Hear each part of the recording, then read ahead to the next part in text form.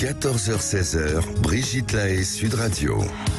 En compagnie de Anne-Laure Buffet, nous racontons nos amitiés plus ou moins fortes, plus ou moins belles, et puis aussi quels mots on met sur l'amitié. C'est pas si simple, hein, on l'a vu tout au long de ces témoignages. Bonjour Tiffaine.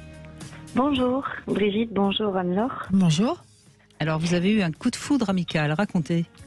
Alors un coup de foudre amical, c'est une amitié qui dure toujours depuis 25 ans avec Céline, une femme. En fait, on s'est rencontrés à une soirée, on dînait avec des amis. Et alors, comment dire, j'allais dire que ça avait déjà commencé presque avant, sans se connaître, et donc ça a été naturel et spontané. Et ça s'est construit, par contre, au fil des années. Alors, quand vous dites ça s'est commencé presque avant, c'est-à-dire qu'on vous avait parlé d'elle en disant tu vas bien l'aimer Non, c'est juste une sensation de dire comme si c'était, je sais pas, une évidence. D'accord. D'accord. Voilà, c'est une personne, alors en effet, à qui je peux me confier sans filtre. En effet, là, il n'y a pas besoin d'effort. Quand j'ai envie de pleurer, je peux pleurer. Quand je suis en colère, je suis en colère. Et ce que j'ai remarqué, c'est que ce qui nous permet peut-être de durer, c'est qu'il n'y a jamais de jugement, mais il y a vraiment de l'aide et de l'écoute. Et on est un peu une béquille, en fait, l'une pour l'autre depuis tant d'années. Et que jamais personne, j'allais dire, on a eu différents compagnons pendant 25 ans, et jamais aucune des personnes de l'extérieur n'a pu, en tout cas, casser ce lien. Moi, j'aime bien le mot que c'est un mot que j'utilise souvent quand vous parlez d'évidence. J'aime pas tellement l'expression, mais de manière générale, j'aime pas le mot coup de foudre. J'aime pas. Mais en revanche, oui, la chose qui est tellement évidente que on ne peut pas et on ne doit pas l'expliquer, et on pressent, à raison dans votre cas, qu'elle va demeurer. Je préfère utiliser ce terme-là pour ces amitiés ou les amours, mais des amitiés qui sont naturellement, spontanément et presque immédiatement aussi fortes. Et alors oui, vous dites forte, mais du coup, j'ai pas ressenti comme une force. Voilà, le coup de foudre, peut-être qu'il y a le cœur qui bat et tout ça. C'est la force dans l'intensité, de l'évidence. Oui, voilà, c'est vraiment plus ça. Mm-hmm. Oui, c'est pas la force qui fait. C'est pour ça que, mais en fait, je vais vous dire, c'est pour ça que j'aime pas le mot coup de foudre, parce que, l'expression, parce que déjà coup, j'aime pas trop, et foudre, qui dit foudre dit être foudroyé. En général, on finit mal quand on est foudroyé. Donc, mais c'est pas. Si on doit reprendre le mot force, c'est vraiment la solidité intangible et immédiate du lien. C'est pas un coup de poing à la figure. Ce qui serait intéressant, Tiffaine, c'est que vous nous disiez, puisque bon, j'entends bien ce terme d'évidence, et il me va bien, mais que vous nous disiez pourquoi, parce que j'imagine quand c'est évident comme ça, et là on parle bien d'amitié et non pas d'amour, vous avez dû vous sentir, vous reconnaître en elle comme elle a dû se reconnaître en vous, j'imagine. Il y a quelque chose comme ça de très narcissique, au sens positif du terme d'ailleurs. Je ne sais pas l'expliquer, parce qu'on est assez différentes. On est très différentes. Donc c'est deux âmes sœurs. Je sais pas trop. Je sais pas l'expliquer. C'est pas du narcissisme. Non. On se voit pas l'une dans l'autre. On est différentes physiquement. Alors qu'est-ce qui fait que vous vous entendez bien, qui vous rapproche? Parce qu'avec une amie, on a forcément des points communs. Sinon, ça peut pas durer. Ok. Du coup, c'est l'écoute et la compréhension qu'on a l'une pour l'autre. Donc, quand vous la rencontrez, vous avez dû, dans son regard, sentir qu'elle vous accueillait comme telle que vous êtes. Enfin, vous voyez, il y a dû y avoir quelque chose de cet ordre-là.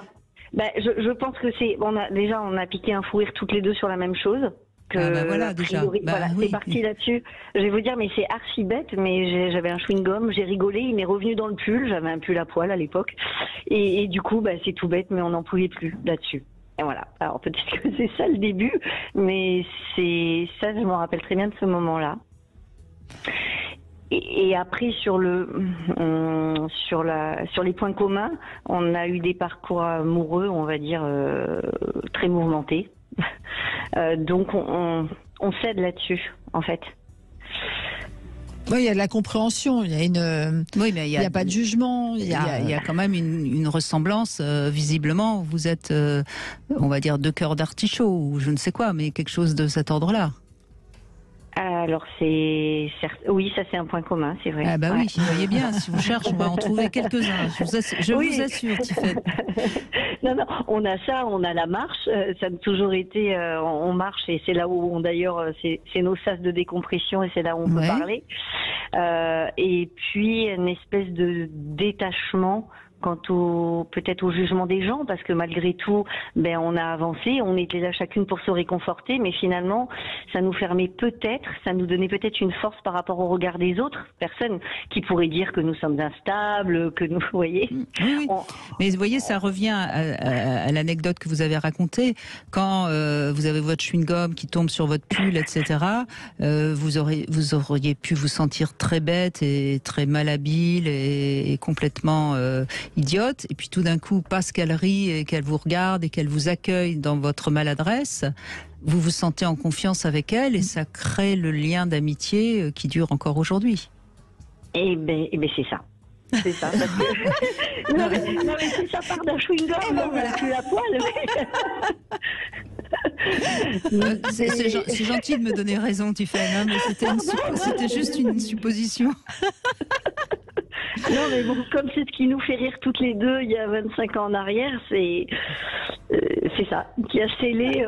Ah non, mais c'est vraiment ça, parce que vous l'avez dit, c'est ça, avec tellement de spontanéité que c'est vraiment ça. Bon, c'est ça. Comme ça, vous allez pouvoir l'appeler en disant, tu sais, c'est chewing-gum, c'est... oui, je vais lui rappeler ça ce soir. Elle vient, je passe une année aujourd'hui en plus, donc. Bon anniversaire. C'est gentil. Elle vous offre des chewing-gums ce soir? Ah, je sais pas. Je crois qu'elle arrive plutôt avec du vin bio, mais voilà. C'est pas mal, c'est pas mal. Ouais, c'est pas mal. Vous savez quoi? Allez acheter un paquet de chewing-gum si vous avez le temps. Ah oui, c'est vrai, ça serait fait. Ouais, ça serait drôle. Et par contre, alors du coup, j'ai une petite pointe un petit peu de gêne par rapport à quelque chose. C'est une question, du coup, pour pour Anne-Laure. Elle a été, elle s'est séparée il y a 6-7 mois. Donc, elle était embêtée pour se loger puisqu'elle pouvait pas récupérer son appartement. Bref, avant juillet. Et donc moi j'ai des voisins qui ont un petit chalet et j'ai demandé s'ils pouvaient lui prêter. Donc juste à côté de chez moi, hein, on est vraiment à 15 mètres l'une de l'autre. Donc elle est venue, ça s'est fait, elle habite là. Et une ou deux fois quand elle parle de cet endroit, en fait elle se l'est approprié, c'est là où elle habite actuellement, donc c'est vrai qu'elle dit ma colline ou des choses comme ça, et du coup ça m'a fait comme un petit pic, comme si, moi j'habite depuis 5 ans ici, et comme si, voilà, c'est pas très beau ce que j'ai ressenti, mais est-ce que c'est de la jalousie ou... C'est en tout cas une question de territoire. Hein. Ouais, c'est pas de la jalousie, mais c'est vous êtes extrêmement amis, mais on a tous besoin de notre territoire, hein, qui c'est pas une question de superficie définie, mais on a besoin de savoir ce qui est à nous et là où on se sent bien. Et de fait, par amitié, vous l'avez fait rentrer sur votre territoire et elle s'y reconnaît. Donc il y a une petite part de vous, et c'est pas bien grave, mais une petite part de vous dont vous êtes un peu dépossédé parce qu'elle la connaît ou elle se l'approprie un peu plus que vous ne le souhaiteriez.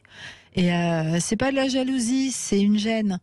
Donc après, c'est aussi à vous d'accepter qu'elle se l'approprie, d'accepter qu'elle s'y sente bien. Et finalement, elle s'y sent bien. Pourquoi? Parce que vous êtes proches aussi. Peut-être qu'elle n'aurait pas du tout le même sentiment autrement. Moi, je crois ce que j'aurais envie de vous dire, Tiffaine, c'est à vous de voir à quel point votre notion de territoire est pas si simple pour vous à gérer, parce que ça parle de vous finalement, ça parle pas d'elle. Vous voyez ce que je veux dire? C'est que finalement vous avez besoin d'avoir votre territoire et vous n'en êtes peut-être pas suffisamment consciente et vous n'êtes peut-être pas si sûr que ça d'avoir votre territoire.